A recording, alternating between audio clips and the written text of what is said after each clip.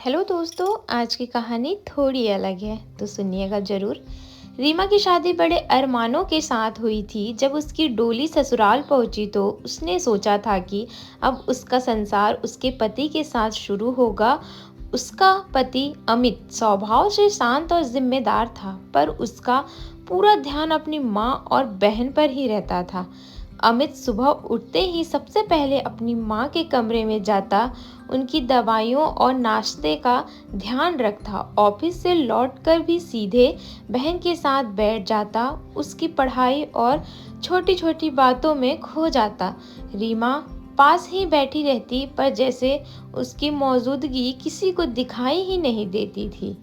रीमा ने कई बार चाहा कि अमित उसके साथ कुछ पल अकेले बिताए, उसके मन की बात सुने, उसके सपनों को जाने, लेकिन हर बार कोई न कोई बहाना आ जाता।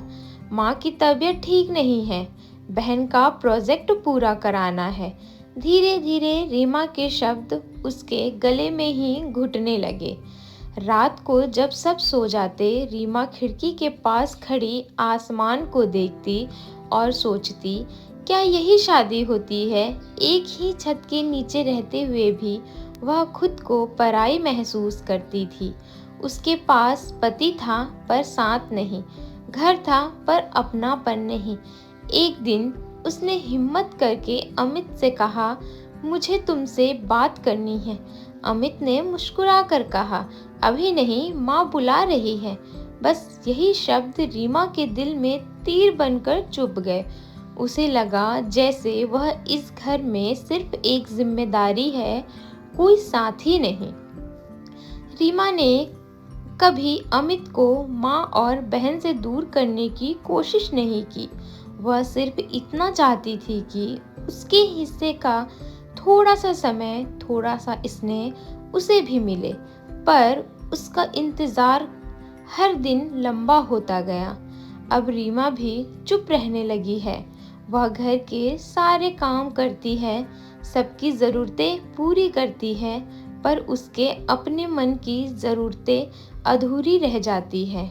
उसके चेहरे की मुस्कान अब सिर्फ एक आदत बन चुकी है। पति के साथ रहते हुए भी वह बिछड़ी हुई है, जैसे नदी किनारे खड़ी हो पर पानी को छू न सके। उसका सबसे बड़ा दर्द यही है कि जिसे उसने अपना सब कुछ माना, वही उसके अकेलेपन की वजह बन गया। दोस्तों, आपको मेरी कहानी कैसी लगी कमेंट कीजिएगा। आजकल रिश्ते ऐसे ही हो गए हैं गाइस। मिलूंगी दूसरी वीडियो में, तब तक के लिए राधे राधे।